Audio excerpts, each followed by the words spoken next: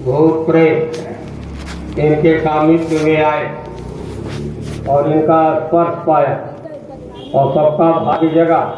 जीवात्मा जो वनस्पतियाँ थी मानव शरीर में आ गई, कीड़े मकोड़े थे मानव शरीर में आ गए, पशु पक्षियाँ स्पर्श पा करके मानव शरीर में आई।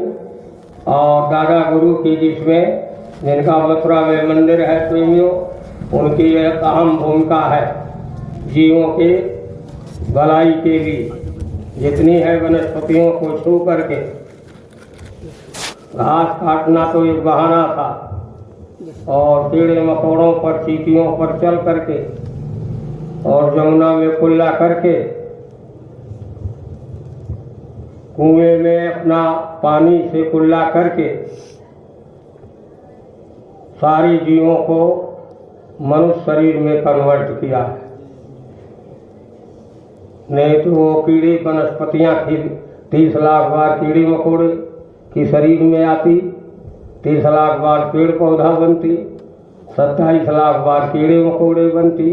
वो आत्माएं 23 लाख बार अंडज योनि से आती, फिर 4 लाख बार पिंडज बनती, पशु पक्षी जानवर बनती। और जब उनका 84 में बूद बूद पुण्य उदय होता तो उनको मानव शरीर मिलता।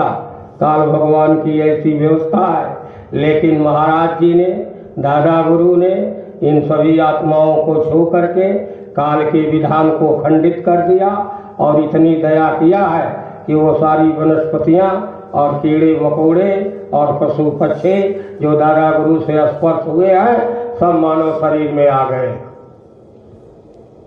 ये हमारे दादा गुरु का उपकार। देखो इधर मंदिर के पीछे दादा गुरु महाराज विराजमान है और मथुरा में मंदिर। और जब उनको मनुष्य शरीर में ला दिया तो दादा गुरु ने स्वामी जी महाराज से ये कहा कि आप इनको नाम दान दे देना। इनका सबका जन्म कीड़े मकोड़ों का, वनस्पतियों का और पेड़ पौधों का और पशु पक्षियों का जो हमसे स्पर्श पा गए हैं, जिनके ऊपर हमारी अमृत की दृष्टि पड़ी है, वो सब पूरब में, उत्तर प्रदेश में और पूर्वांचल में वो सभी प्रेमी मनुष्य शरीर में विराजमान है। हमारा स्पर्श है, हमारा चरण चिन्ह है और इनके माथे पर है। आपकी दृष्टि खुली है। आज जब इनको देखना, जिन प्रेमियों के आत्माओं के मस्तक पर हमारा चरण चिन्ह हो, उनको नाम दान देना। ये बड़ा गूढ़ भेद है, रहस्यमयी भेद है। और चाहे जितना सत्कर्मी हो, चाहे देवी देवता के लोक से आया हो, चाहे राजा महाराजा हो, धर्माचार्य हो, उपकार का काम कर रहा हो और मानव शरीर में है, अगर वो संतों से स्पर्श नहीं पाया है तो उसको नाम दान मत देना।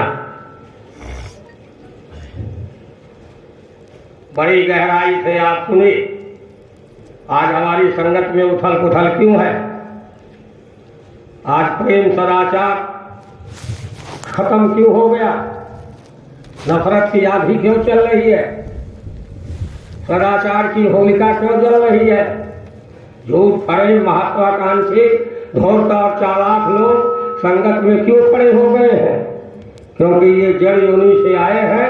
इनका शरीर तो बदल गया है लेकिन इनका संस्कार नहीं बदला। अगर ये 30 लाख बार पेड़ पौधा बनते, 27 लाख बार कीड़े मकोड़े बनते और 23 लाख बार पक्षी बनते और 4 लाख बार जानवर बनते और मनुष्य शरीर में आते तो संतों का कदरदान करते। तो शरीर तो बदल दिया गया, संस्कार नहीं बदला। अब अन्य मन से महाराज जी ने नामदान दे दिया, गुरु महाराज ने घेराघारी की। गुरु महाराज बाबा जी पूरे भारत में अखंड मेहनत किया है, हार तोड़ मेहनत किया है गुरु महाराज के जीवों को नाम देने के लिए। लाखों लाखों रुपए खर्च किया है एक एक प्रेमी को नाम देने के लिए। बड़े बड़े काफिला, बड़े बड़े जलसे और बड़े बड़े और हर गांव में, हर कस्बे में जय गुरुदेव नाम की अलख जगाई। बोलो जय गुरुदेव। और ऐसा कोई गांव, ऐसा कोई शहर ऐसा कोई पुरवा नहीं बचा है जहाँ जय गुरुदेव नाम की अलख न जगाई गई हो।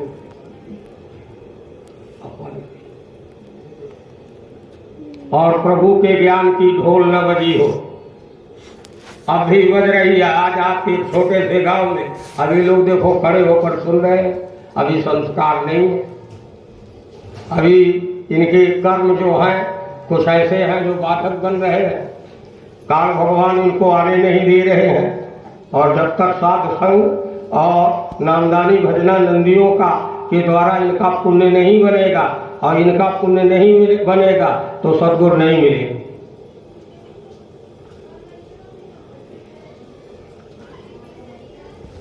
ऐसे सद्गुरु नहीं मिलते हैं।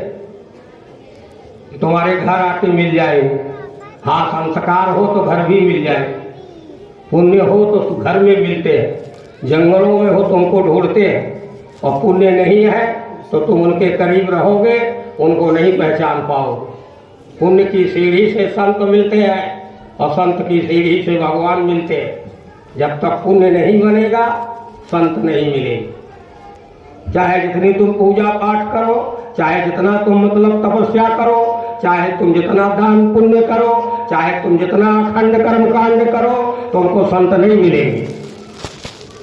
संत कब मिलते हैं? पुण्य पुंज मिले, पुण्य पुंज मिले, मिलही न संता असत संगति संश्रित करियंता। और इनका उदय प्रकट रूप सृष्टि में, काल भगवान की सृष्टि में गुप्त रूप से जब से ये दुनिया बनी है तब से यहाँ है। लेकिन प्रकाश रूप कभी कभी होता है कलयुग में। 3 युगों में गुप्त रूप से सृष्टि की संभाल और ये सारे जीवों का हाल और ब्रह्मांडों में क्या हो रहा है और कैसे कैसे जीव किन किन योनियों में जा रहे हैं। मालिक की चेतन धार, मालिक की मतलब एक संत सूरत इस धरती पर हमेशा रहती और यहाँ का संदेश रोज जा करके उनको सुनाती और उनका संदेश जीवों पर लाती। ये ऐसी जो पवित्र धार है, पवित्र संतों जो मालिक के प्रिय पुत्र हैं इस धरती पर आते हैं और जब जीव जड़ता में चले जाते हैं काल इनको अपनी गिरफ्त में फंसा लेता है, नरक और 84 में जाते हैं तो भक्त वत्सल बन करके प्रकाश के रूप से इस अखिल विश्व में प्रकट होते हैं। और जब तक प्रकट नहीं होंगे आप उनको पहचान नहीं सकते हो। किसे माई के लाल में ये ताकत नहीं है कि चर्म दृष्टि से, बौद्धिक ज्ञान से, कर्मकांडों के पुण्यों से वो संतों को पहचान ले।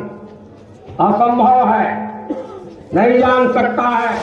स्वामी कहे संत जो चीना तो स्वामी कहे हाथ कान पैदीना। अगर कोई कहता है कि हमने संत को पहचान लिया है तो महापुरुष कहते हैं कि वो झूठ बोल रहा है। संतों को कोई पहचान नहीं सकता है। अगर कोई कहता है कि हमने पहचान लिया है तो अपने कान पर मतलब हाथ रख लो, ये झूठ बोल रहा है। संत जब पहचान देते हैं तभी आप पहचान पाओ, ऐसे कोई नहीं पहचान सकता। कोई माई का लाल नहीं। बाबा जी कहते थे जो मुझे मेरा गर्दन पकाकर और मेरी छाती में 200,000 साल से चिपके रहो तब भी मुझे नहीं जान सकते हो, नहीं जान सकते हो। देखा नहीं आपने उनके करीब के रहने वालों का क्या हाल हुआ, किस तरह भटक रहे हैं, किस तरह से अपने पुण्यों को खो दिया। अगर आत्मा की दृष्टि खुली होती, चेतन घाट पर होते तो आज ये दुर्दशा उनकी और हमारे गुरु भाइयों की न होती। इसलिए जब संत पहचान देते हैं तभी आप पहचान। संता उदय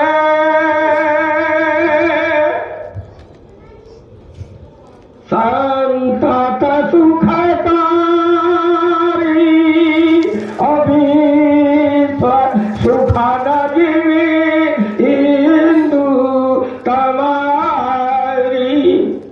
संतों का उदय विश्व के लिए मंगलमय कल्याणकारी हो। ऐसा नहीं कि केवल क्षत्रियों का लाभ होगा, ब्राह्मणों का लाभ होगा, हिंदुस्तान का ही लाभ होगा। हिंदुस्तान की जनता, पाकिस्तान की जनता, अमेरिका की जनता, रसा की जनता, अरब की जनता, इजराइल की जनता, अखिल विश्व में जितने भी मानव हैं, पेड़ पौधे हैं, कीड़े मकोड़े हैं, पशु पक्षी हैं, भूत प्रेत हैं, यक्ष किन्नर हैं, गंधर्व हैं, इन सब का जब संत उदय होते हैं, संत प्रकट होते हैं, तो सबका लाभ होता है। और जब ऊपर से मालिक से मिलने जाते हैं, अंडलोक और ब्रह्मांडों में और पार ब्रह्म के देश में जितनी सूरतें खचाखच उस विशाल देश में हैं, न ऊपर जा सकती है न नीचे जा सकती है। ऐसे दिव्य महापुरुषों का मालिक की तरफ आते और जाते दर्शन पाती हैं, तो उनका भी भाग्य जगता है। चाहे ब्रह्मांड हो, चाहे अंडलोक हो, चाहे पिंडलोक हो, चाहे अखिल विश्व हो, संतों का जब प्रादुर्भाव प्रघात के रूप से होता है तो सबका लाभ। ऐसे नहीं लिख दिया, ऐसे ग्रंथों में नहीं लिख दिया कि संता उदय बोलो जय गुरुदेव, संता उदय संतत सुखकारी अविश्व सुखद इंदु तवारी। जैसे भगवान भास्कर का उदय, सूर्योदय जब होता है तो देखो पौरे लोग खुशी से नाच उठते हैं। सूर्य की किरणें जहाँ नहीं जाती हैं, नहीं पहुँचती हैं, वहाँ कीड़े पैदा हो जाती हैं। ऐसे संतों के उदय से जब उनकी अमृत भरी दृष्टि, उनके वचन जिस मानव हृदय तक नहीं पहुंचते हैं, तो वहाँ विकार रूपी कीड़े पैदा हो जाते। और जो सूरज के सामने रहता है उसको गर्मी मिलती है, विटामिन मिलती है, तेज मिलता है, ऊर्जा मिलती है। सारा ब्रह्मांड सूरज की किरणों पर आधारित। ऐसे जब संत प्रकाश के रूप से देह रूप में प्रकट हो जाते हैं जीवों के हित के लिए, तो सबका भला, सबका मंगल और सबका आदि भाग्य। जैसे चंद्रमा का उदय, और संतों को कोई जान नहीं सकता। वेद में भी संत महिमा नहीं है, संत का महिमा वेद में जाने, जिसको सनातन ग्रंथ कहते हो, सनातनी लोग भी नहीं जानते हैं संतों, क्योंकि वेद तो कहता है नहीं थी नहीं थी, वो तो ब्रह्मवाणी है। काल के मुंह से, काल की श्वासा से जो आवाज आई है वही ब्रह्मवाणी। अब वो क्या जाने कि दयाल कौन है, वो तो अपनी बात कही है, काल का कानून बना दिया। तो वेद थके, ब्रह्मा थके, और थाके शेष महेश, और गीता हूं कि गम नहीं कहा संत किया दरपेश। अभी बात तो आपको अटपटी लगेगी जिन्होंने कभी संतों की महिमा नहीं सुनी है। अब उनके लिए अटपटी लगेगी कि जो दाढ़ी मूछ को, लाल पीले कपड़े को संत समझते हैं। जो टीका चंदन लगा लिया तो आप संत कहते हो अज्ञान में। संत कहाँ हम उनको भाई, सत्य लोक जिन सूरत समाई, और जिन वहां पहुंचे संत में होता, और संत बिना ना पहुंचे कोई।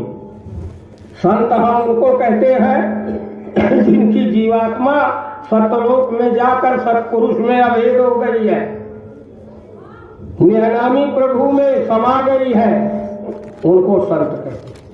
ये टीका चंदन, दाढ़ी वो टीका चंदन, गेरुआ लाल कपड़ा, और ये दाढ़ी मूछ जटा जूट को संत नहीं कहते। ये तो संतों की महिमा जब किताबों में पढ़ी तो ये सब संत बन गए, और इसी से आपको धोखा मिल रहा। लेकिन संत का काम क्या होता है? संत क्या, धर्म क्या होता है? जिनकी आत्मा मालिक में मिली, उनका धर्म क्या है? परोपकार वाचन मन काया अशांत सहाय स्वभाव गराया। परोपकार परमार्थ के कारणे संतन धरासरी, दृष्ट बहुना फलमक और नदीन संचय नीर, और परमार्थ के कारणे साधुन धरासरी। परमार्थ के कारण ही ये अपनी दिव्य शरीर धारण करते हैं। इनके वचन कर्म और वाणी से केवल जीवों का भला ही भला, हर तरह से ये जीवों का उपकार करते हैं और जीव इनको कष्ट देते हैं। स्वार्थी लोग, अभिमानी लोग, कामी क्रोधी जब जगत के कार्यों में देखते हैं बाधा डाल रहे हैं, हमारी दुनिया उजाड़ रहे हैं, तो इनके दुश्मन बन करके इनको बड़ी पीड़ा देते हैं। पर दुख सहाय सो संता पुनीता, अभूर जतरु सम संत कृपाला। संत कृपाला कैसे है? जैसे चंदन का भूरज संत कृपाला। देखती नहीं वो लोग उसकी चमड़ी काट के लाते हैं, लकड़ी घिसते हैं, टीका लगाते हैं, खाल कढ़ाई विपत्ति सही मरही। लेकिन वो जिसको टीका लगाते हैं, जो काटता है तो उसको कुछ कहते नहीं है, और जो कुल्हाड़ी काटती है तो उसको भी कुछ कहते नहीं है। चंदन कुछ नहीं कहता, बल्कि काटने वाले के मुंह में अपनी खुशबू भर देता, तीसरे वाले के मुंह में अपनी सुगंधी भर देता। ऐसे संतों को जो छेड़ता है और मारता है, प्रताड़ित करता है, तो भी उसका भला ही कर देते। वो कभी किसी को बद्दुआ और किसी को श्राप नहीं देते हैं। ये संतों का विधान है। संत के दुनिया के परमार्थ के बादशाह हैं। अगर कोई जीवात्मा जा सकती है तो इन्हीं में होकर जा सकती है, नहीं जा सकती है ऊपर। ऐसा विधान है। तो खोजो संतों को। जब संत प्रकट होंगे, तुम्हारे बीच आएंगे, तब तुम्हारा भाग्य जगेगा। इसलिए हमेशा नित्य और नैमित्य, ये नैमित्य अवतार है, नित्य अवतार है। नैमित्य अवतार काल भगवान का। काल भगवान जब उनकी इस धरती पर जीव उनके बनाए हुए वैदिक और पौराणिक कानूनों को नहीं मानते हैं, तब काल भगवान उन जीवों को सजा देने के लिए अपने लोक से किसी आत्मा को इस लोक में भेज देते। उनके यहाँ अनंतो सूरतें हैं उनके स्वरूप की, किसी एक को भेज देते हैं, वो उस लोक की अवतार कही जाती। ये जितने 24 अवतार हैं ये काल महाप्रभु के, और जितने दयाल महाप्रभु के अवतार हैं उनको संत कहते हैं। ये नित्य अवतार है, ये नैमित्य अवतार है। ये जीवों के उद्धार के लिए नहीं आते हैं, धर्म की स्थापना के लिए आते हैं, और दुष्टों के विनाश के लिए आते हैं, और साधुओं की रक्षा के लिए काल भगवान के देव से पवित्र आत्माएं आती, और जीवों के उद्धार के लिए, मुक्ति मोक्ष के लिए संतों का अवतार होता। वो किसी को कुछ कहते नहीं है, सबको समदर्शिता के भाव से देखते हैं। हिंदुओं को एक ही नजर से देखते हैं, मुसलमानों को एक ही नजर से देखेंगे, और सिखों को एक ही नजर से देखेंगे, ईसाइयों को एक ही नजर से देखेंगे, क्षत्रियों को एक ही नजर से देखेंगे, ब्राह्मणों को एक ही नजर से देखेंगे। उनकी दृष्टि में सम दृष्टि होती। और वो किसी कौम में आ जा, हिंदुओं के यहाँ आ जाएंगे तो इसका मतलब नहीं कि वो मुसलमानों से घृणा करेंगे। ब्राह्मणों के यहाँ आ गए तो इसका मतलब नहीं कि वो शूद्रों से घृणा करेंगे। उनकी दृष्टि में ब्राह्मण भी एक है, उनकी दृष्टि में क्षत्रिय भी एक है, उनकी दृष्टि में यादव भी एक है, उनकी दृष्टि में हरिजन भी एक है, उनकी दृष्टि में मुसलमान भी एक है, उनकी दृष्टि में मतलब यह है कि सिद्ध भी एक है। समदर्शी है नाम तिहारो। समदर्शिता से और किसी का पाप पुण्य नहीं देखते हैं। साफ दया की नजरें, रहम की नजरें, कृपा की नजरें उनके आंखों से 24 घंटा दया के अमृत की बरसात होती है। जिस पर नजर पड़ जा निहाल हो जाता। तेरी नजरों में कोई करम हर समय होती अमृत की, इसको विरला ही साधु गुरु बचा लोगे जिसको, फिर लोगे नजर, फिर लोगे नजर, दास फंस जाए। नजरों से गिराना ना, चाहे जो भी सजा देना, और नजरों से जो गिर जाए तो मुश्किल है संभल पाना। गुरु महाराज कहते थे कि कोई भी हिंदू मुसलमान छोटी बड़ी जात का पढ़ा लिखा किसी भी देश का और किसी भी समाज का और किसी भी धर्म का मनुष्य अगर मुझको मेरा दर्शन पाया है, मेरे स्वरूप को देखा है, ऐसे जीवों के उद्धार में जब मैं प्रयत्नशील था और जो भी पवित्र आत्माएं आई और मेरी आंखों में अपनी आंखें डाल दी है, 2 सेकेंड 4 सेकेंड 6 सेकेंड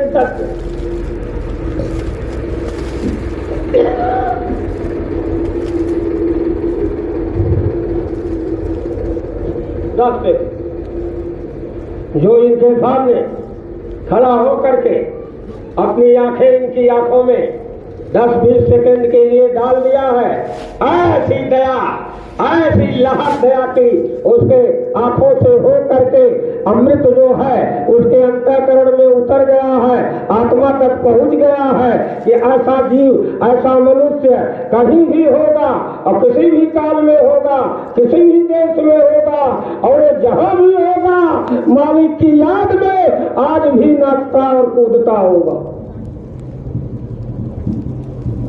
ये किसका प्रभाव? ये जो बैठे हो ये नजरों का प्रभाव है। आपने दर्शन किया है, सत्य दर्श से पातक करे, अभिमान और माया का त्याग करके कोई भी जीव दीनता में और विश्वास में जय कदम आगे बढ़ा है दर्शन के लिए, उतना करोड़ अश्वमेध यज्ञ का फल प्राप्त किया। संत दर्श को जाइए, तज माया अभिमान और जो जो पद आगे बढ़े और कोटिन यज्ञ इनके दर्शन से मिल जाता। इतने यज्ञ जय पग चलोगे इतने करो, ये इनके दर्शन का फल है। तो इनके दर्शन का और क्या फल है? पातक टरे। जो तुमने पाप पुण्य किया है और पहाड़ के पहाड़ तुमने अपनी जीवात्मा पर लाद रखा है, और जब इनके सामने खड़े हो गए तो जो पापों का पहाड़ है इनकी आत्मा की दृष्टि से वो जल जाएगा। ऐसे नहीं किताबों में लिख दिया संत दर्श से पातक करें, संतों के दर्शन से और संतों का संग कर लो, इससे बड़ा कोई लाभ नहीं। संसार में सब लाभ ही कमाना चाहते हो तो संसार में सबसे बड़ा लाभ क्या है? संतों का सानिध्य और सामीप्य समागम। ये संत समागम समन लाभ कछुआ, बिना हरि कृपा ने होई गावई वेद पूरा। इनके समागम, इनके दर्शन के बराबर संसार में कोई लाभ नहीं। तो आपने तो दर्शन किया, आप भाग्यशाली हो कि कई स्वरूपों में दर्शन किया। महाराज जी का भी किया, अब दूसरे रूप में मालिक आए हैं तो ये भी हो। आपका काम मैं इतनी जल्दी जिनको पकड़ रखा है मैं छोड़ के जाने वाला नहीं हूँ।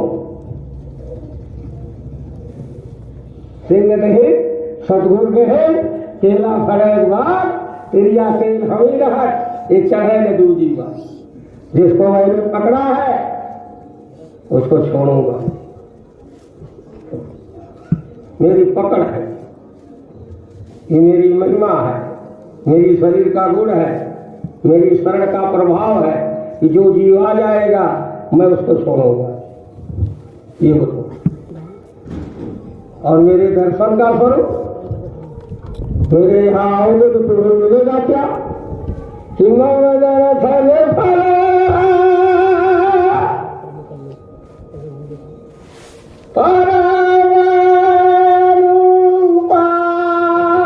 अजीव पारी सहज स्वरूपा, जीव पारी सहज,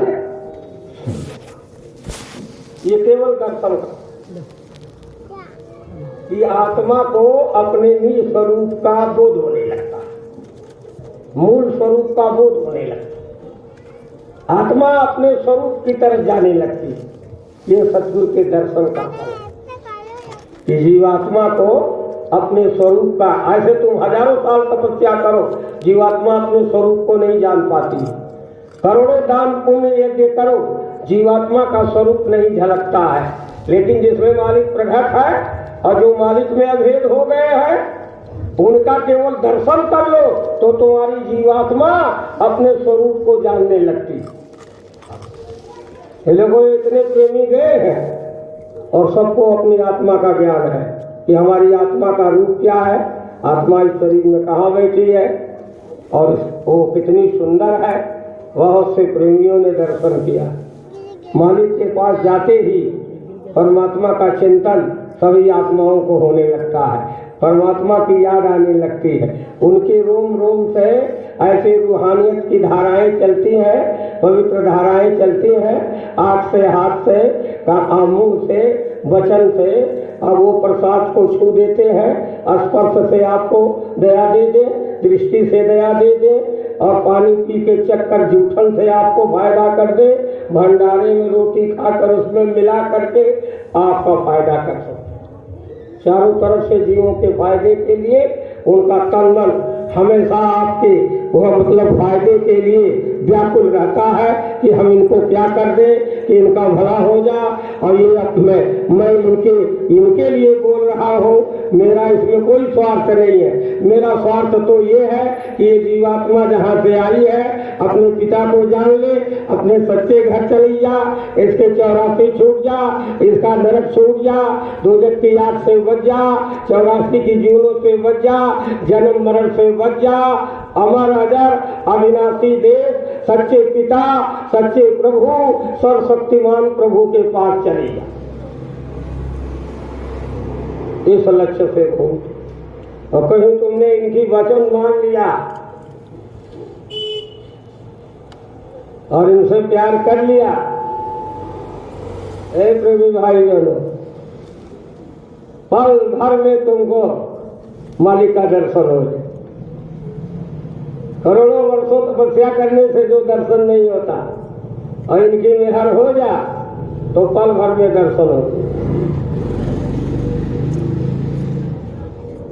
गुरुमुक्ता को धारण करके आदेशों में चलते हुए रोज आध्यात्मिक क्रिया आत्मशुद्धि की भजन सुमिरन करते हुए, नाम जाप करते हुए, ध्यान भजन करते हुए जब जीवात्मा के आँख कान खुल जाएंगे और जुबान खुल जाएगी तो जैसे हम आपको देख रहे हैं शरीर की आंखों से, चर्म चक्षुओं से, ऐसे आप आत्मा की आंख से परमात्मा को देखोगे।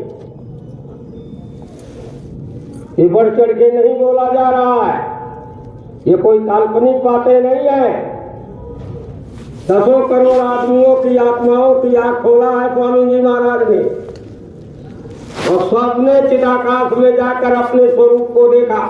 आत्मा का स्वरूप क्या है, परमात्मा का स्वरूप क्या है, ईश्वर का स्वरूप क्या है, ब्रह्म का स्वरूप क्या है, पार ब्रह्म का स्वरूप क्या है, महाकाल का स्वरूप क्या है, कौन मुकाम कहाँ है, अखिल विश्व की रचना कहाँ तक है, अखिल विश्व की रचना कहाँ तक है, पिंडी लोक की सीमा कहाँ तक है, पिंडी लोकों में हम किस शरीर से सर्वत्र जा सकते हैं, अंडी लोक में किस शरीर को धारण करके हम 14 भुवन में जा सकते हैं, और सूक्ष्म शरीर में जीवात्मा प्रवेश करके किस तरह ब्रह्मांडों में सैर करती है और किसके शरीरों पे क्या क्या आहार विहार है। बहुत ध्यान से सुनो भाई। ये आपका स्थूल शरीर है, जीवात्मा। ये स्थूल शरीर 4 खंडों में बटी। क्या? पहला पेड़ पौधा, दूसरा कीड़ा मकोड़ा, तीसरा पक्षी और चौथा जानवर, 5वां मनुष्य। 30 लाख अस्थावर योनि है। बहुत गौर से बड़े ध्यान से सुनो, तब आप इनकी कदर करो। जब इसको समझोगे कि कितनी दया हम पर किया है, तब आप रोओगे, 2 बूंद आंसू गिराओगे और इनके वचन को मानोगे। तो 30 लाख बार पेड़ पौधा। इन पेड़ पौधों में ये देखो दिखाई दे रहे हैं, वो आम का पेड़ है और ये आपका सागौन है, पीपल बरगद और मतलब पाका और चिलवे और आपका जामुन और महुआ और शीशम। किसकी किसकी प्रजाति बताई जा? ये जितने घास फूस हैं, ये जितनी सब्जियां हैं और जितने गेहूं और चावल हैं, ये सब में आत्मा उन सब की सब। और आज के वैज्ञानिक युग में कलकत्ता के डॉक्टर बोस ने अपनी प्रयोगशाला में सिद्ध करके दिखा दिया है कि जितनी वनस्पतियां हैं, जो आत्मा मनुष्य के शरीर में है, वही आत्मा वनस्पतियों में, वही आत्मा कीड़े मकोड़ों में, वही परमात्मा की आत्मा पशु पक्षियों में है, वही परमात्मा की आत्मा जानवरों में है। जो कभी मनुष्य थे, कभी देवी देवता थे। भगवान कृष्ण श्रीमद् भागवत में लिखा है, एक चीता को गौर से देख रहे थे और उनके समय में उनके संतान भक्त, सखा भक्त अर्जुन वही उनके पास बैठे थे। तो कहा, प्रभु हमको ने देख करके एक चीता पर आज दया की नजरें डाल दें। तो कहा, मालिक आप इसको क्यों देख रहे हो, इसमें क्या गुण है? तो भगवान कृष्ण ने कहा, पाप है, मामूली चीता नहीं है जिसको मैं देख रहा। तो कहा, ये चीता तो चीता है, अब मामूली और बड़ा चीता से मेरी समझ में नहीं आ रहा और आप इसको देखे जा रहे हो। कहा, मेरे देखने का कारण है, ये मामूली चीता नहीं है, ये वो चीता, इस चीते के अंदर जो आत्मा है, सैकड़ों बार स्वर्गों का राजा इंद्र बनी है। ये चीते के अंदर जो आत्मा है, जिसको मैं देख रहा हूं चीते के शरीर में, ये सैकड़ों बार ब्रह्म पद को प्राप्त किया। कर्मों की गति कितनी गहन होती है, कितनी सूक्ष्म है कि कर्मों के करके और इन्हीं योनियों में रहते हुए आज वही आत्मा जो सैकड़ों बार इंद्र पद को और ब्रह्म पद को पाई है, आज देखो चीता बन के घूम रही। तो आपको भी कुछ मालूम नहीं है कैसे मनुष्य शरीर में आ गए और कैसे नामदान मिल गया और ये महाराज जी कैसे उतारे गए। ये स्वामी जी की लीला क्या है, दादा गुरु की लीला क्या है, परदादा गुरु की लीला क्या थी, राधा स्वामी दयाल की लीला क्या थी, हाथरस वाले स्वामी जी की लीला क्या थी, गोसाई जी महाराज किस लक्ष्य से आए, कबीर नानक पलटू मीरा दरिया भी था, गुलाम साहब जगजीवन साहब इस धरती पर क्यों भटक रहे थे, कभी किसी ने सोचा कि जत्था का जत्था संतों का दयाल देश से जीवों को जगाने के लिए अनामी महाप्रभु ने भेजा था। आपने कहा था कि हम लौट आएंगे, आपसे कहा था कि आवाज को मत छोड़ना, नाम को मत छोड़ना, शब्द को मत छोड़ना और तुम इसके साथ जाओ, शब्द ही तुमको लेके जाएगा इनके लोगों में और शब्द छोड़ना मत और शब्द को पकड़ करके वापस आ जाना। शब्द ही तुमको लेके आया है और शब्द ही लेकर के और तुमने शब्द को छोड़।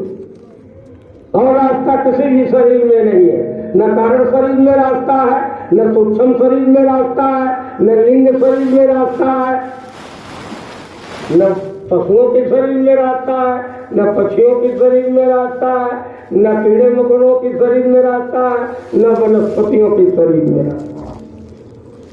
वनस्पतियां क्या कर सकती हैं?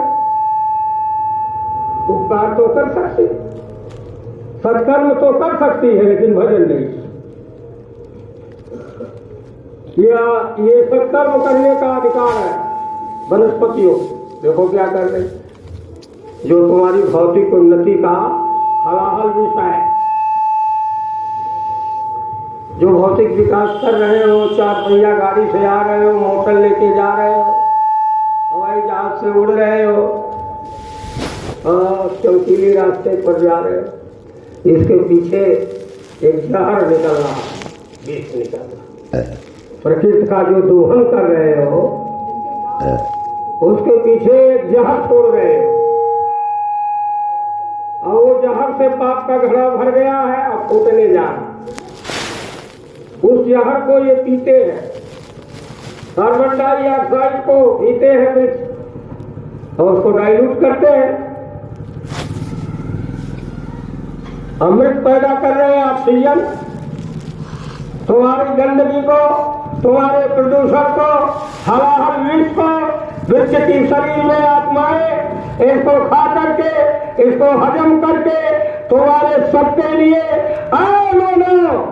ऑक्सीजन पैदा कर रहे। ये हुआ उसका छाया देना, पत्ती देना, लकड़ी देना। इतने लोग बैठे हो, जब शरीर से मर के तुम्हारी आत्मा जब शरीर से बाहर हो जाएगी तो 1-2 कुंटल ये इनकी लकड़ियों पर तुम्हारा शरीर रख कर जलाया जाएगा। जीते लकड़ी, मरते लकड़ी, देख तमाशा लकड़ी का। वो पुण्य कर रही है और तुम मनुष्य शरीर में पुण्य नहीं कर रहे हो, और कभी तुम पुण्य करके मनुष्य शरीर में आए हो और अब पुण्य को खो रहे हो, और ये पुण्य को खो बैठी है।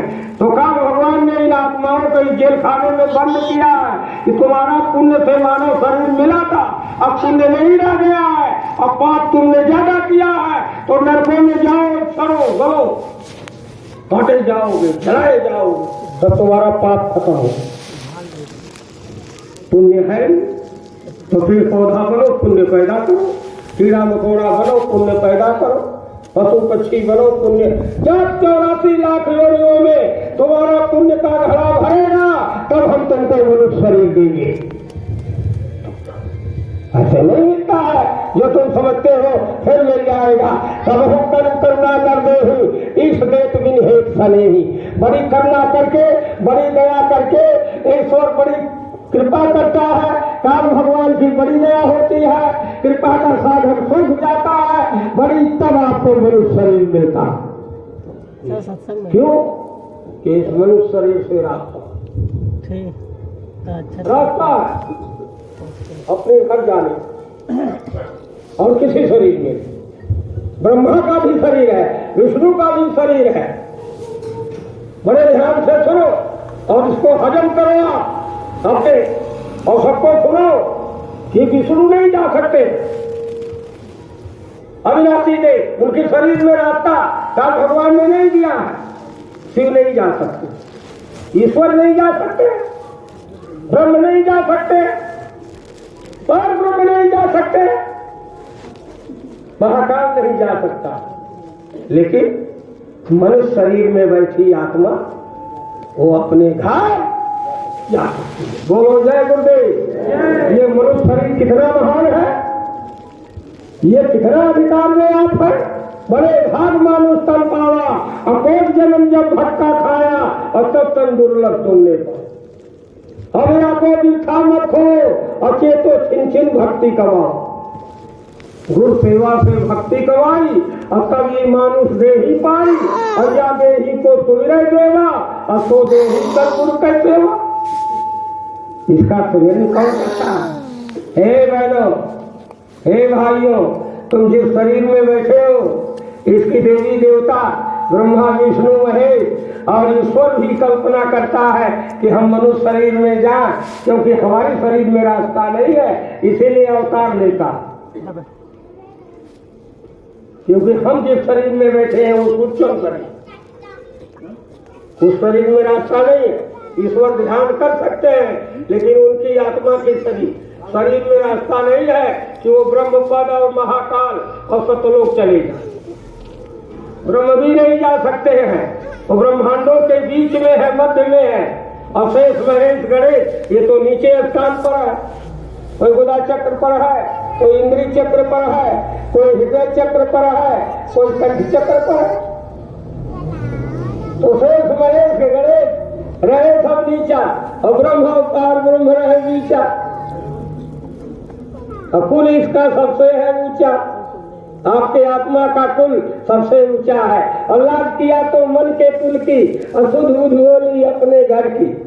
लाज तुम अपने मन और शरीर के कुल की कर रहे हो, अपने घर की लाज तुम्हें नहीं रह गई। और मन के संग फिरे बहुरंगी और बात न माने बड़ी कुढ़ंगी।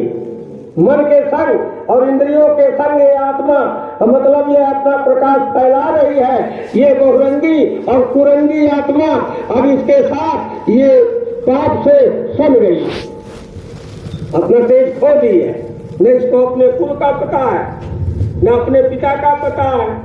और लाज मन के कुल की कर रही है, लाज शरीर के कुल की कर रही है। ये अखिल विश्व शरीर का देश है।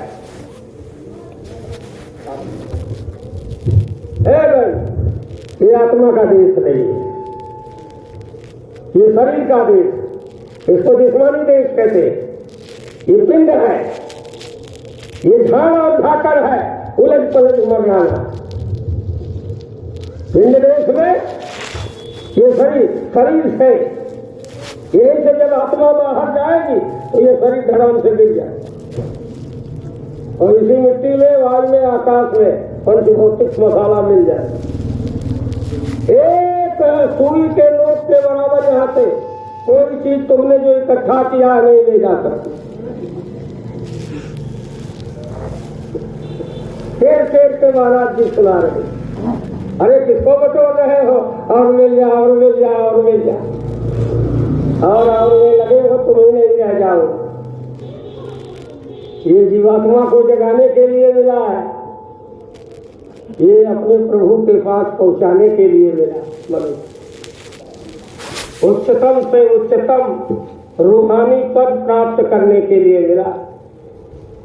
स्वर्ग भी इसके लिए थोड़ा है। अगर मनुष्य शरीर में पुण्य कर्म के स्वर्ग मिल गया तो वो भी इसका अंतिम लक्ष्य नहीं है। स्वर्ग स्वल्प अंत दुखदाई, नर्तन फल विषय न भाई। स्वर्ग भी तुम सोचते हो कि हम स्वर्ग पहुंच गए हैं, तो भी इसका लक्ष्य नहीं है इस शरीर का। इस शरीर से सब लोगों में जाने का रास्ता दिया। चलो किसी की बात आप नहीं मानते तो बुजुर्ग की बात तो माननी चाहिए।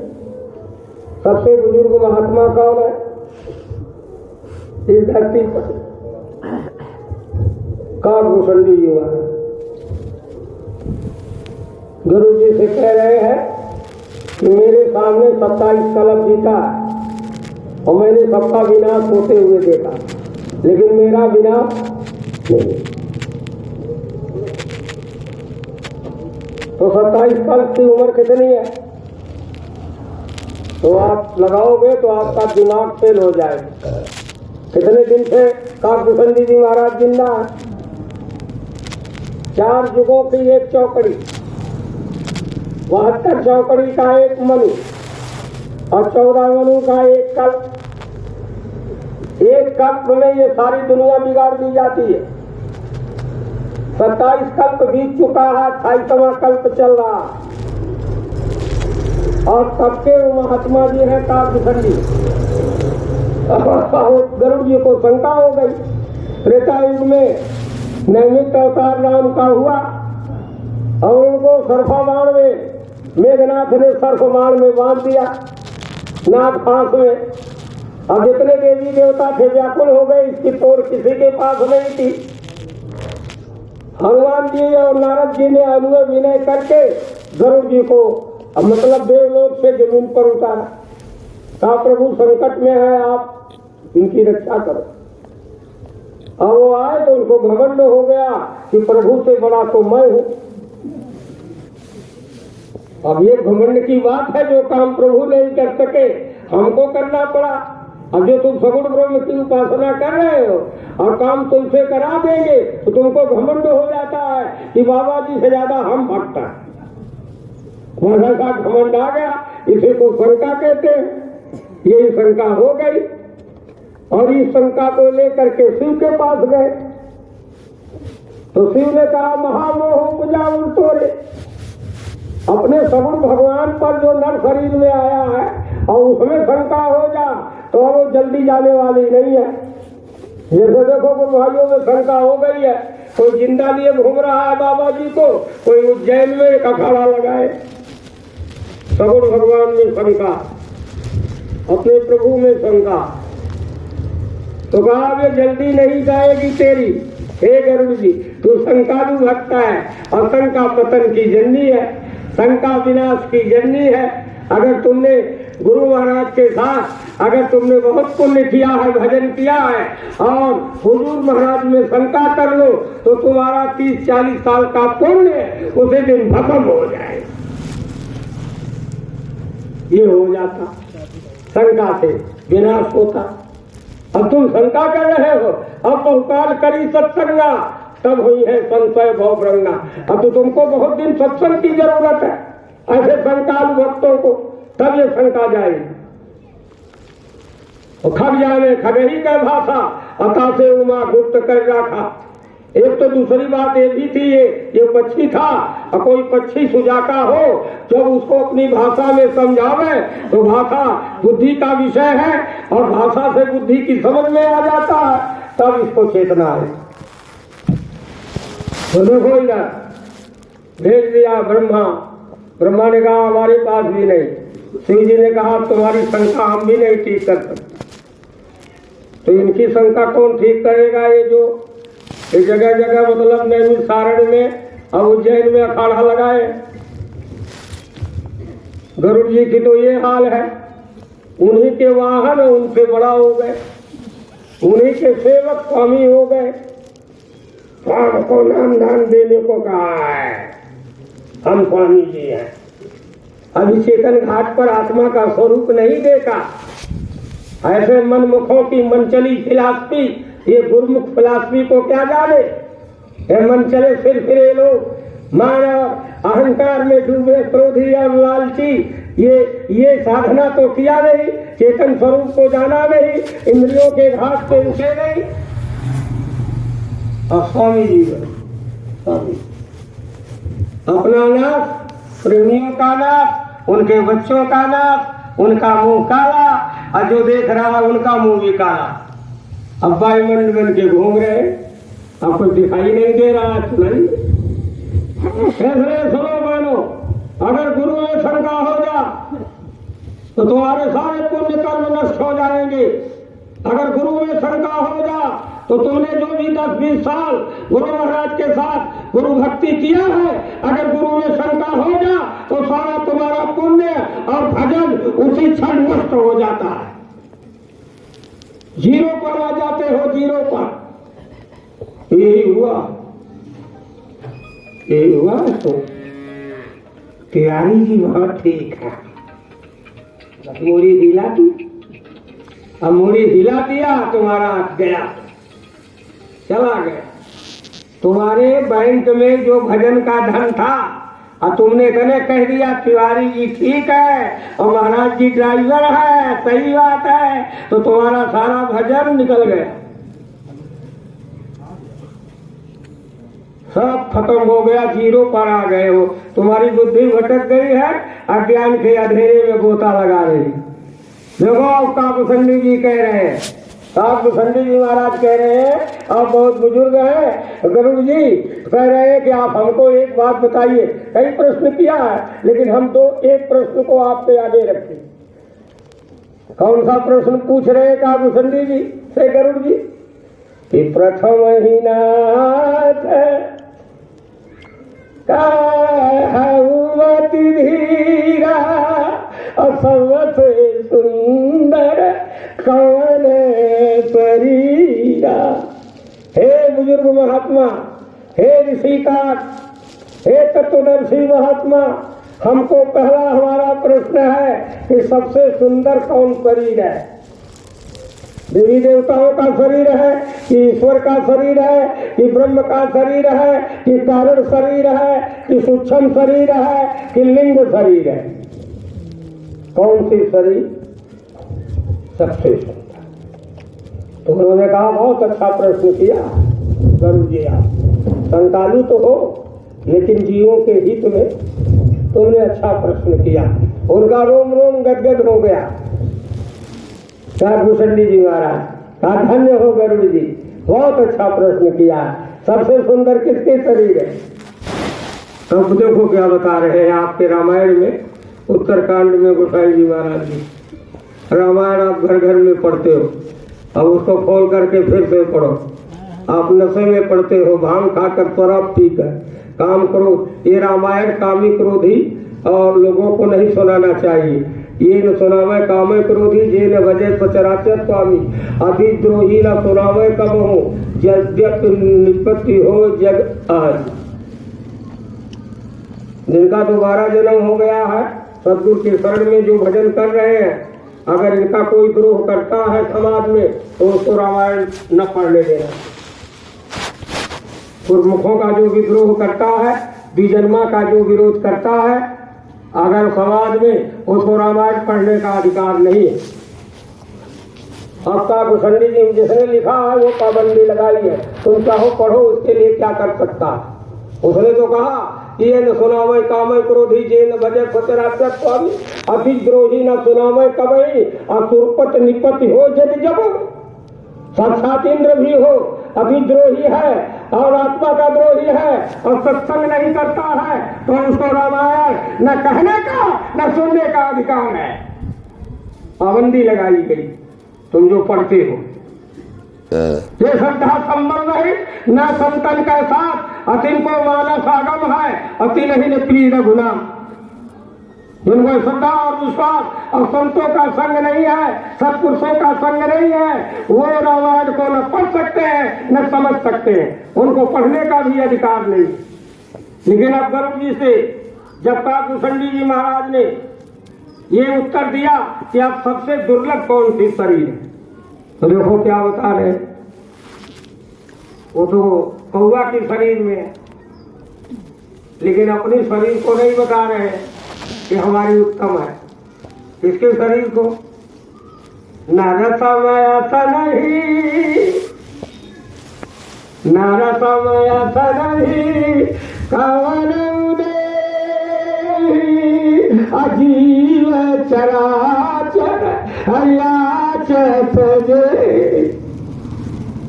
गरुड़ जी, नर शरीर के बराबर कोई शरीर।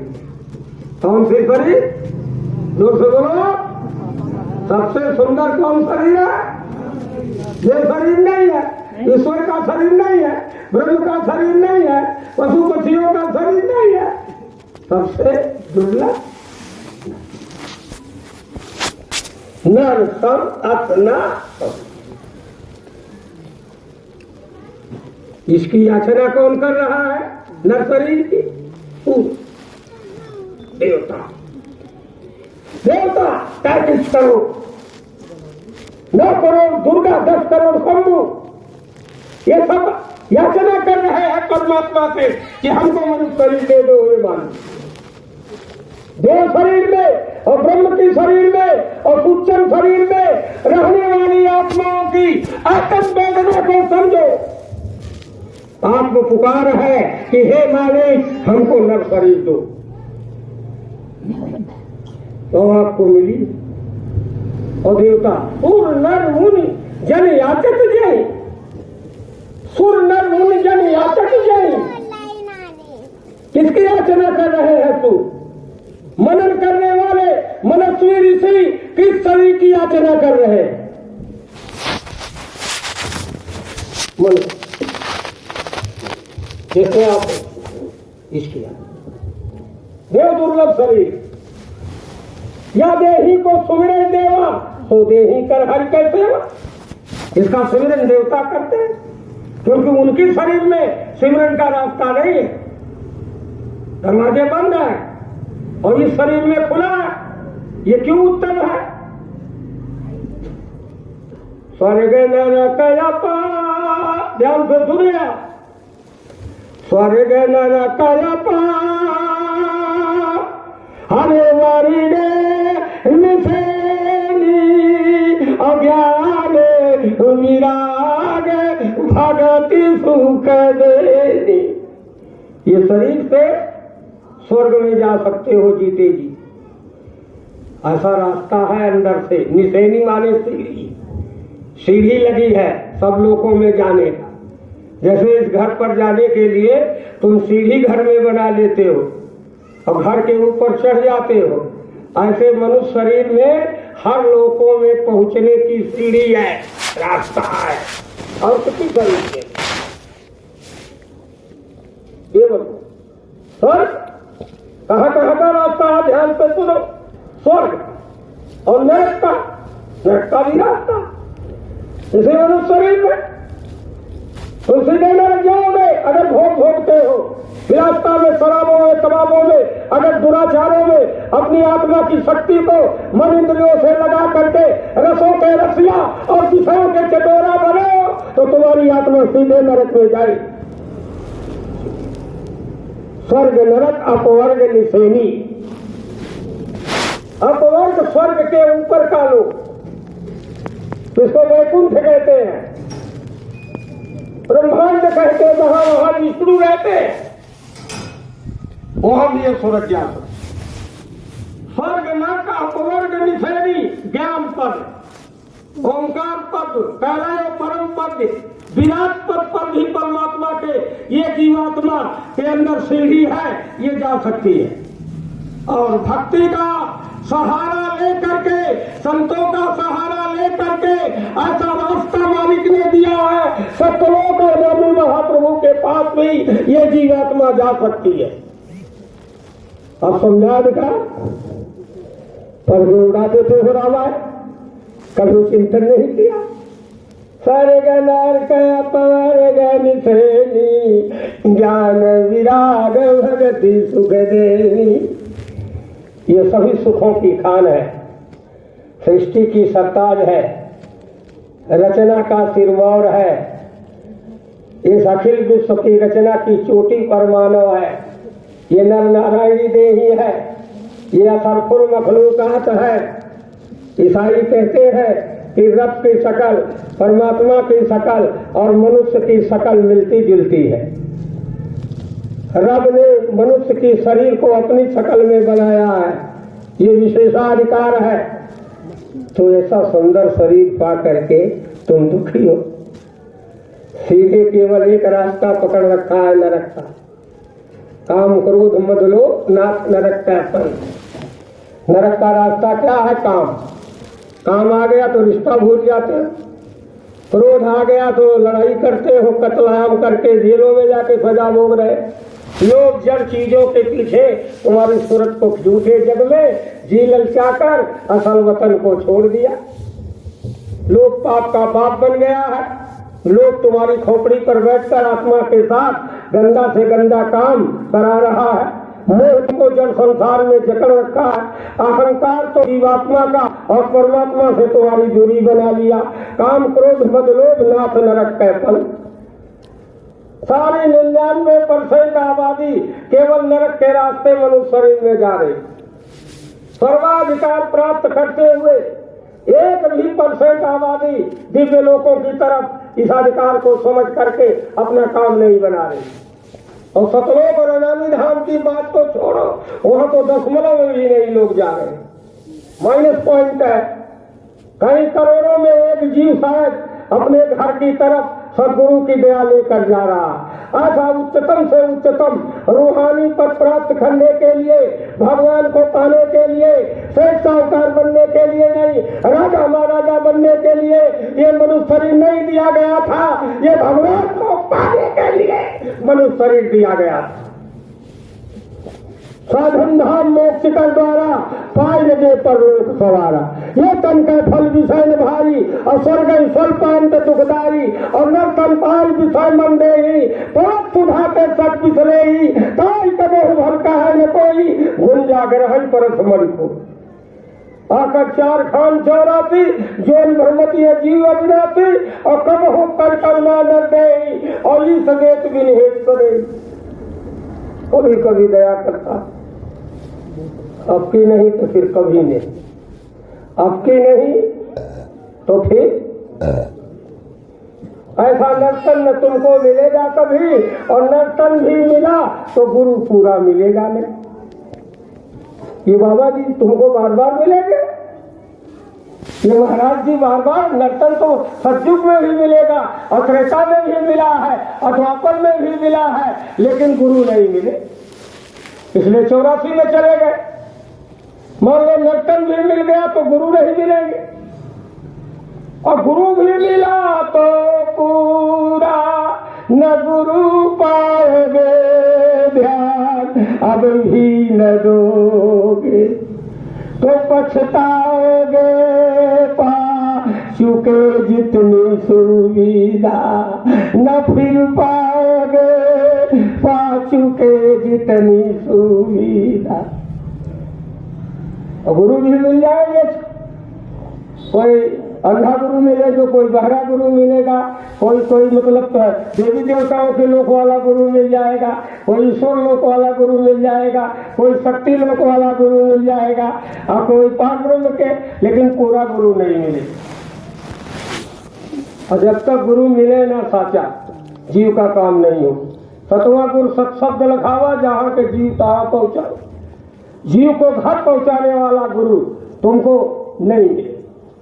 जहाँ की ये जीवात्मा है और जहाँ पहुँचाने वाला गुरु तुमको कभी कभी कलयुग में हमारी की कृपा से आते हैं और युगों में गुप्त रहते हैं। मायावी शक्तियाँ और अवतारी शक्तियाँ और ऋषि मुनि देवर से राजस और ब्रह्मस्त्र जैसे आत्माओं का इन युगों में बोलबाला रहता है, लेकिन संत सदगुरु, इसलिए ये मौका है। सदगुरु है, पूरे सच्चे हैं, ये बार बार कह रहे हैं शंका मत करना। और सदगुरु किसको कहते हैं? जो 5 नाम 5 शब्द का भेद बताता। ये नहीं कि एक शब्द बता दिया बस, और बड़ा जोगी है, बड़ा अभ्यासी है, कोई तीसरे तिल पर खड़ा हो गया तो उसी को गुरु बना। कोई कामधेनु और कल्प वृक्ष को प्रकट कर लिया है, उसी को तुम कहते हो गुरु है गुरु। कोई रिद्धियों सिद्धियों वाला गुरु है, गायब हो जाता है तुम्हारे बीच से, पहुंचा तुम्हारा अज्ञान, तुम्हारे सामने बैठा बैठा गायब हो जा, कहोगे इससे अच्छा कोई गुरु नहीं। गंगा का पानी लाखों कोस है और 50 मील है और यही गिराने लगेगा, छोटा हो जाएगा, बड़ा हो जाएगा, गायब हो जाएगा, सब पर वशीकरण करेगा। ये रिद्धियां सिद्धियां है, ये गुरु नहीं। ये तुम्हारी कमाई को लूटती है और आध्यात्मिक पड़ाव की वेश्याएं हैं। जैसे यहाँ वेश्याएं होती हैं, तुम्हारी शारीरिक शक्ति का दोहन कर लेती हैं, ऐसे परमात्मा के उन लोकों में ये जितनी भी रिद्धियां सिद्धियां हैं, ये आध्यात्मिक पड़ाव पर वेश्या का काम करती है। इसीलिए रिद्धि सिद्धि संत दुरावते, रिद्धियों सिद्धियों का संतों ने दुरावना किया है और तुम रिद्धि सिद्धि लाभ में पड़े हो। रिद्धि सिद्धि प्रेरणा नहीं भाई, और बुद्धि लोग सिखावे जाई और कल बल चल कर जाए तो नीपा, आचल बात बुझावे दीपा। जब तुम्हारी आँख खुलेगी तो ये सब रिद्धियां सिद्धियां तुम्हारे उसी प्रकाश में तुम्हारे चारों तरफ घेरती हुई तुम्हारे सामने खड़ी हो जाएगी कि उधर घर की तरफ मत जाओ, हमसे जो चाहो ले लो। ये तो तुम्हारे अंदर है, साधना की शक्ति है, कामधेनु है, कल्प वृक्ष है। जब साधना पवित्र धार में चलती है तब कामधेनु पैदा होती है। जो कामना करोगे तुम्हारे सामने खड़ी है, जो इच्छा करोगे तुम्हारे सामने खड़ी है। ये साधना की सिद्धि है। कामधेनु किसी किसी को दोनों मिल जाती है, किसी किसी को एक मिलती है। वशिष्ठ जी के पास दोनों थी, भारद्वाज के पास दोनों थी और विश्वामित्र के पास एक ही शक्ति थी, कल्प वृक्ष। कामधेनु नहीं थी, कामधेनु वशिष्ठ के पास थी और जो इच्छा करते थे वो मिल जाती। तो ये रिद्धियां सिद्धियों का लोक देवलोक से जब आप साधना करके जाओगे तो ये आपको मिल जाती है और आपको वही बांध लेती है।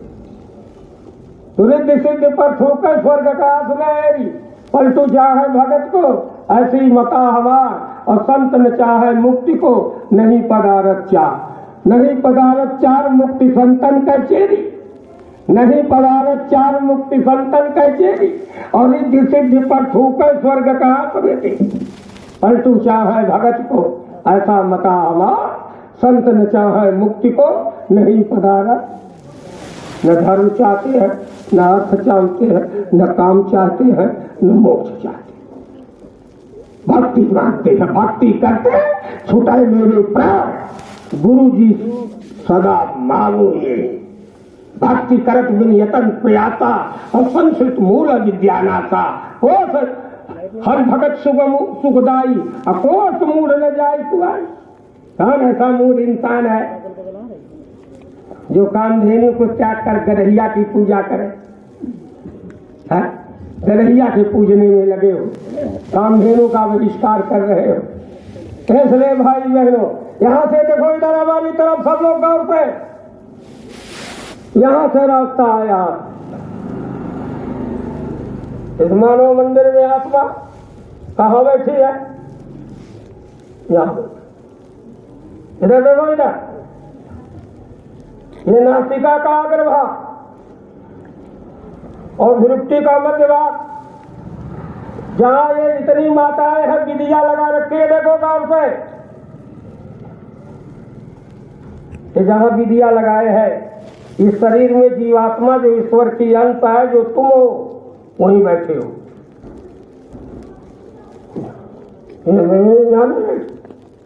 नाक में जीवात्मा नहीं बैठी, तुम्हारे मुंह में जीवात्मा नहीं, तुम्हारे यहाँ कंठ पर जीवात्मा नहीं है, गले, तुम्हारे हृदय पर जीवात्मा नहीं, तुम्हारे नाभि पर जीवात्मा नहीं। ये हृदय जो ऐसे करते हो, यहाँ जीवात्मा नहीं बैठी। तुम्हारी झांगों में जीवात्मा नहीं, तुम्हारी बाह में जीवात्मा नहीं, तुम्हारी अंगुलियों में जीवात्मा नहीं। जीवात्मा यहाँ ये कोई तुमको बताया? कोई जानता ही नहीं, तो क्या बताएगा कि जीवात्मा और कितनी छोटी है? इधर देखो सब लोग, जो हमारे गुरु और प्रेमियों ने देखा भी है साधना करके। अब हम लोगों को हिदायत है कि किसी से बताना मत, नहीं तो तुम्हारा चला जाएगा। तो अनुभव सबने किया है। ये जो आप बैठे देख रहे हो, ऐसे नहीं इस भौतिकवादी युग में इस तरह से काट बोरा और ये कपड़ा पहन करके मालिक के दीवाने दौड़ रहे हैं।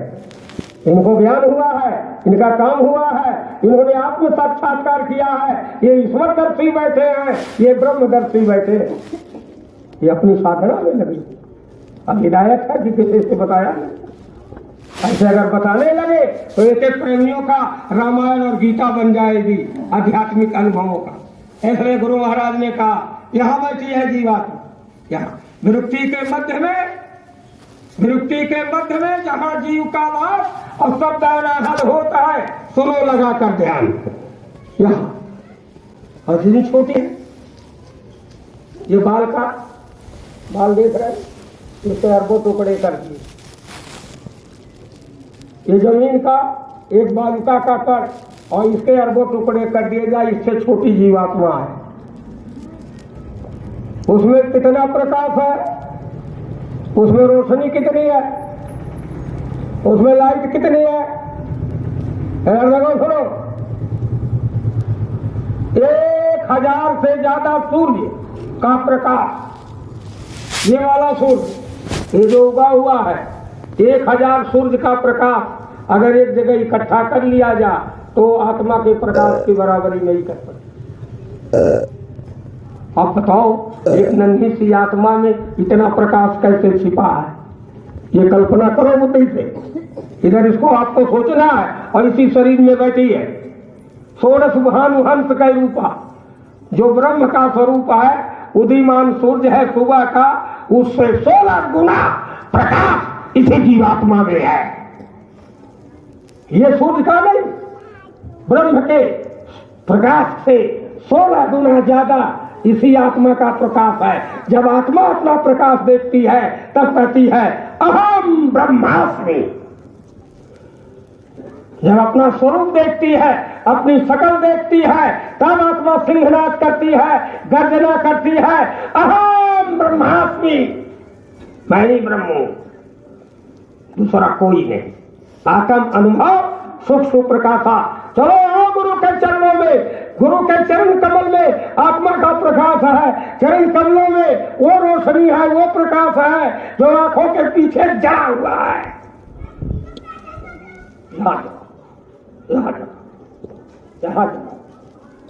यही ये प्रकाश चरण कमल का जड़ा हुआ है। और कहां से आ रहा है? ईश्वर के लोक से। सात दल कमल जड़े हुए हैं सहज दल कमल में, लेकिन उसका प्रकाश तीसरे तिल में आ रहा है। श्री गुरु पदनख मनगन ज्योति सुमिरत दिव्य दृष्टि ही होती। जब तुम गुरु के चरणों का सहारा करोगे, ध्यान करोगे, और जो तुम्हारे आंख के ऊपर आत्मा के कर्मों का मलबा, कूड़ा कचरा, पहाड़ लाद रखे वो हटेगा। जैसे बादल हटेगा सूरज चमकेगा, जैसे कोहरा हटेगा प्रकाश फैल जाएगा। ऐसे कर्म जब जलाओगे योग साधना से और सेवा से, तो तुम्हारी आत्मा अपने प्रकाश में चमकने लगेगी। आप देखोगे अपनी आंखों से, जैसे दर्पण में मनुष्य का शरीर दिखाई देता है, ऐसे गुरु के चरणों में आत्मा का स्वरूप दिखाई देता। घंटा जरा मेहनत करो, 2 घंटा शाकाहारी लो और 2 घंटा समय दे दो। अगर आत्मा का प्रकाश, ये प्रकाश के देवता है, आत्म रोशनी के पिता को पाकर के अगर तुम आत्म प्रकाश नहीं देखे तो तुम्हारे जीवन को धिक्कार है, जीवन को धिक्कार है। ये आत्म रोशनी के पिता है, सहनसार है, सत्पुरुष है। तीसरे तिल में सहस्त्र कमल से होते हुए नीलगिरी पहाड़ से उस प्रकाश की किरणें सहस्त्र कमल से होती हुई तीसरे तिल पर आ रही। वो चैतन्य धार है। अंदर में जब आत्मा की आंख खुलती है तो पता 1 घंटे करो, आधा घंटा करो, नाम जप नाम जप नाम जप बावरे, नाम जी जप जागे जोगी, जानन चाहो गुण गति जेहू, नाम जी है जब जाने क्यों। और कलयुग केवल नाम आधारा, सुमिर सुमिर न, और कोई साधना नहीं। कलयुग जोग यज्ञ न ज्ञान, न कलयुग में जोग, न कलयुग में यज्ञ न ज्ञान, न कलयुग में धर्म न कर्म। कलयुग धर्म कर्म ना होई, नाम बिना, राम नाम नहीं, कृष्ण नाम नहीं, वाहे गुरु नहीं, ये वर्णात्मक नाम। और जो नाम मुक्ति देता है वो धुनात्मक है, वो स्वर व्यंजन में नहीं है। आ आ इ इ उ उ ए ए ओ क ख ग घ अंगा छ छ ज झ य के अक्षरों में नहीं है। वो नाम अनस्पोकन लैंग्वेज, वो नाम अलिखित कानून है, अनबोली भाषा है। परमात्मा एक अनबोली भाषा है, एक अलिखित कानून है। Unspoken language, unwritten law, unwritten law, अलिखित कानून और अनबोली भाषा है परमात्मा। आत्मा की आंख से, आत्मा के कान से, चेतन से चेतन का दर्शन है, अनुभव है। जड़ बुद्धि, जड़ मन और जड़ इंद्रियों से तुम उस चेतन सत्ता का अनुभव नहीं कर सकते हो। ऐसे उस आत्मा को जानना है तो आत्मा की, परमात्मा की, आत्मा की आंख को खोलो। परमात्मा को सुनना है तो आत्मा का कान खोलो। परमात्मा को देखना है तो आत्मा की दृष्टि खोलो। चर्म दृष्टि से कभी नहीं। जैसा भगवान कृष्ण ने कहा, तू क्यों शंका करता है, तू मेरे को देख और मैं इन चर्म चक्षुओं से मैं नहीं दिखाई देता हूं। न तू मां सत्य से दृष्टि में नहीं से चक्षुरा देव्यम ददाम से चक्षु पश्चिमे जोगेश्वरम। न तू मां सत्य से, पढ़ने वाले भाई बहनों इसकी व्याख्या करो। न तू मां सत्य से दृष्टि में नहीं स्वचक्षुषा, तुम अपने शरीर के चर्म चक्षुओं से परम सत्ता चैतन्य प्रभु को नहीं देख सकते हो। ये जो शरीर में आंख है इस आंख से तुम परम चेतना को, परम आनंद को नहीं देख सकते हो, मेरे मूल स्वरूप को। मुझे देखना है तो तुम्हारी जीवात्मा में आंख है। शुभ अशुभ कर्मों से नाना प्रकार जन्मों की गंदगी, कूड़ा कचरा उसी आत्मा की आंख पर जमा हुए, आत्मा के हृदय में जमा। मुझे देखना है तो मैं थोड़ी देर के लिए अपनी आत्मा की दृष्टि से तुम्हारे पाप कर्मों को जला रहा हूं। जो तुम्हारी आत्मा का प्रकाश कर्मों के बादलों में छिपा है, कर्मों का कोहरा घेर रखा है, थोड़ी देर वाय का काम मैं कर रहा हूँ और पाप को जला रहा हूँ, तो तुम्हें आंख मिलेगी। दिव्यम ददाम ते चक्षु, दिव्यम ददाम ते चक्षु अश्वमे योगेश्वरम। ये लो मैं दिव्य दृष्टि दे रहा हूँ, ये लो मैं आत्मा की आंख दे रहा हूँ। हे अर्जुन, तू शंकालु हो गया है, तू निर्वश हो रहा है, मेरे मूल स्वरूप को नहीं जानता, मेरे वैराट रूप को नहीं जानता, मेरे निज धाम को नहीं जानता। न तद्भास्ते सूर्य न शशांको न पावक जद्गत्वान् निवर्तन्ते तद्धाम परम मम, तद्धाम परम मम। वो मेरा धाम है जहाँ ये सूरज चंद्रमा और ये आग नहीं जाती, ना जहाँ सूरज, ना जहाँ चंदा, ना जहाँ अंजनी का लाला हो, मेरे स्वामी जी के देशवा निराला हो। जहाँ राम नहीं, जहाँ लक्ष्मण नहीं, जहाँ रहेगा अंजनी का लाला हो, मेरे स्वामी जी के देशवा निराला हो। वो निराला देश है, अद्भुत देश है, अविनाशी देश है, चैतन्य देश है, अमृत से भरा हुआ है। न सुख है न दुख है, न दिन है न रात है, न छोटा है न बड़ा है, न कोई शरीर है, न कोई टट्टी है, न कोई पेशाब है, न कोई गंदगी है। परम प्रकाश रूप दिन राती और ना चाहिए दिया गिरित बाती। वो प्रकाशवान देश, उसको देख, थोड़ी देर के लिए हटा दिया और दिखा दिया और फिर पर्दा मार दिया, फिर कर्मा आ गया। तो उसने कहा तुम्हें वो माता चे पिता तुम्हें, तुम्हें वो बंधु चे सखा तुम्हें, हमको फिर दिखाओ, और जो वचन आपने सुनाया हमको फिर सुनाओ। तो कहा बार बार नहीं, मैंने नहीं सुनाया। अब कृष्ण खुद कह रहे मैंने नहीं सुनाया और मैंने नहीं दिखाया। मेरे उस लोक की जो सोल है, जो आत्मा है, ब्रह्मांडों की, महाविष्णु की, गोलोक का स्वामी, ये थोड़ी देर के लिए मेरे शरीर में आ गया और उसने अपना भेद बता करके मेरे शरीर से चला गया है। मैं अब तुम्हें नहीं सुना सकता। तो तुम्हें क्या पता कि किस लोक की सूरत आकर के राम में और कृष्ण में ये लीला किया है, कैसे लीला होती है। इसलिए प्रेमी भाई बहनों, आप सब भाग्यशाली हो। इस कलयुग का अंत होने जा रहा है। सावधान, युग बदल रहा है, युग बदल रहा है, युग बदल रहा है, युग बदल रहा है। कल युग में कल युग जाएगा और कल युग में सतयुग आएगा। कल युग की उम्र 4,32,000 है और द्वापर की उम्र 8,64,000 है और 12,56,13 और 17,28 वर्ष सतयुग की उम्र। अभी 5,124 साल बीता। कितने?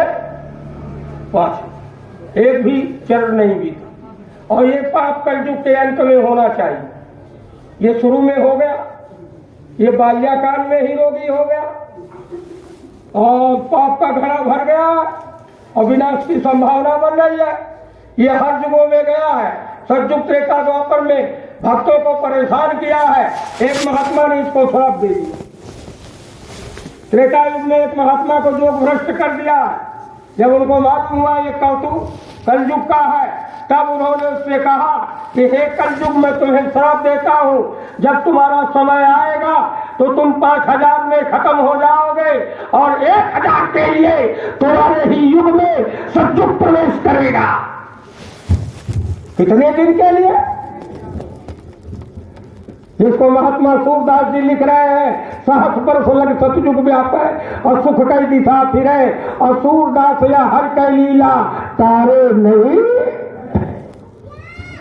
500 वर्ष पहले, 600 वर्ष पहले बाबा रविदास क्या लिख रहे हैं? दुनिया का कार्यालय होगा, भारत में न्यायालय होगा, तब सतयुग दर्शन आएगा और संतराज सुख बरसाए और सहस्र बरस लग सतयुग व्यापे और विश्व गुरु बन भारत जागे। ये बाबा रविदास ने अपने ग्रंथ में, सभी संतों ने कहा सतयुग आएगा, एक है। और सतयुग का लक्षण क्या है?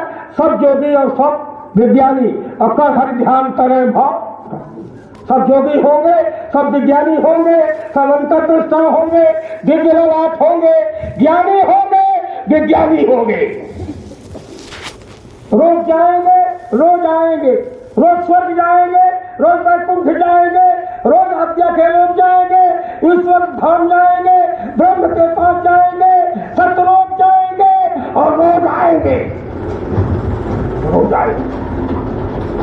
इसको कहते हैं सतयुग। अभी तो आप कल्पना करते हो कि ईश्वर कहाँ, हमको दिखाओ। ईश्वर से बातें करेंगे, ब्रह्म से गुफ्तगू करेंगे, देवी देवता इनके ऊपर फूल बरसाएंगे, देवी देवता इनकी मेहमानी करेंगे। ऐसा दिव्य समय गुरु महाराज की कृपा से और संतों की दया और करुणा से तुम्हारे सामने आ।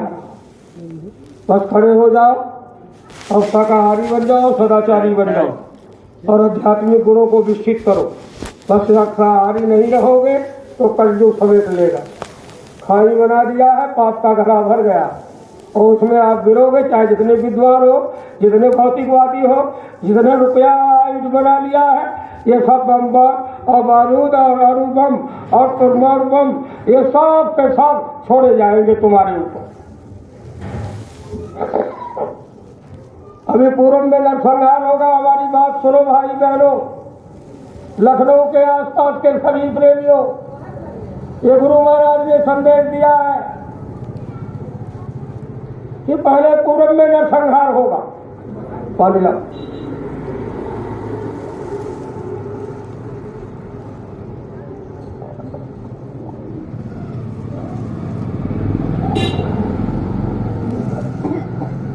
पहले पूर्व में नरसंहार होगा, फिर पश्चिम में नरसंहार होगा, फिर उत्तर में नरसंहार होगा, फिर दक्षिण में, चारों दिशाओं में नरसंहार होना है। और जो आज तुम देख रहे हो ये कोई चीज नहीं रह जाएगी।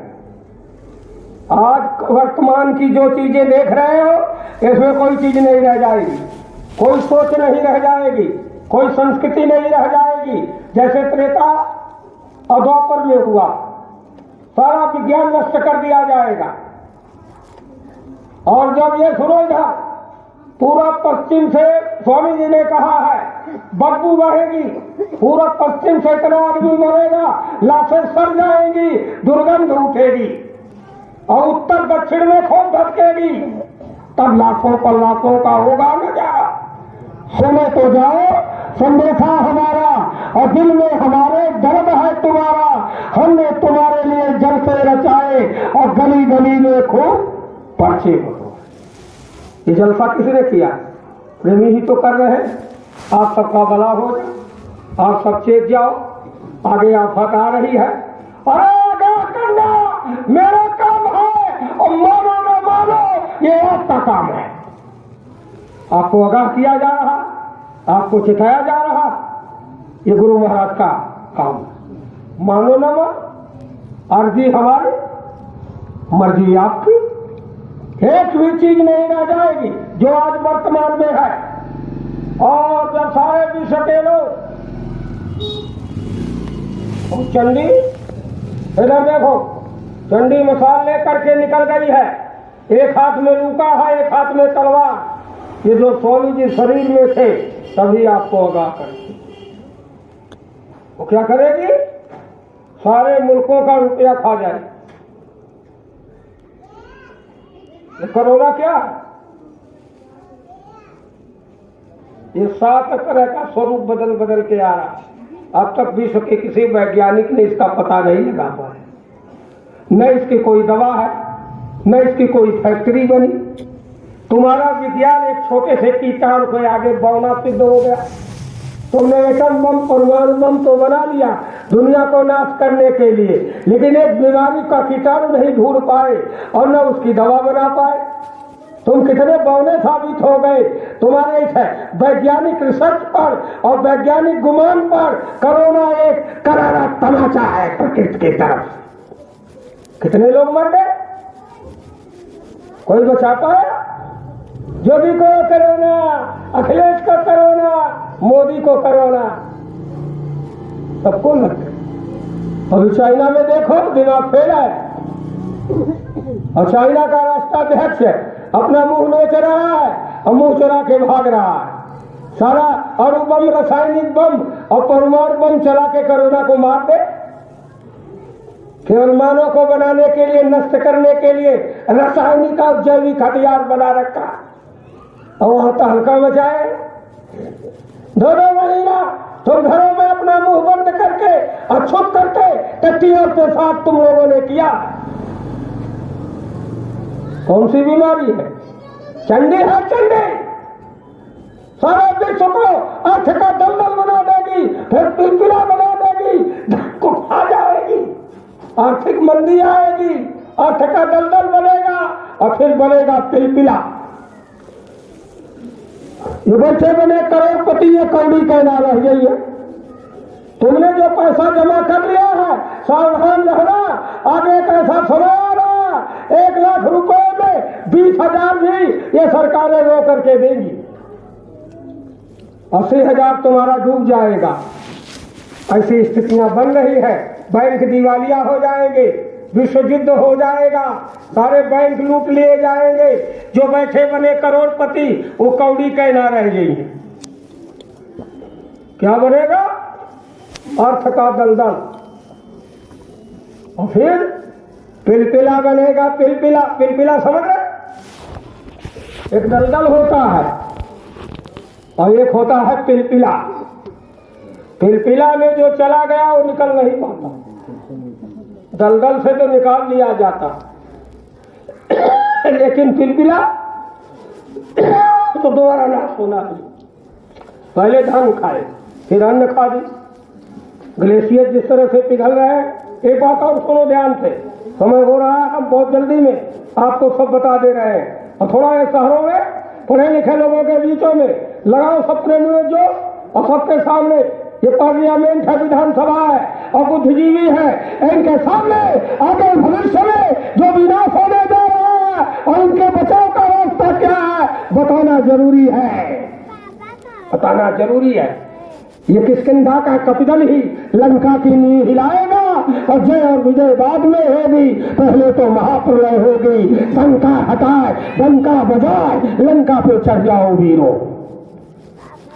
ये पूरी लंका हो गई है भारत। ये जो परिदृश्य भौतिक देख रहे हो, ये रावण रावण लड़ रहे हैं, इनमें राम नहीं है।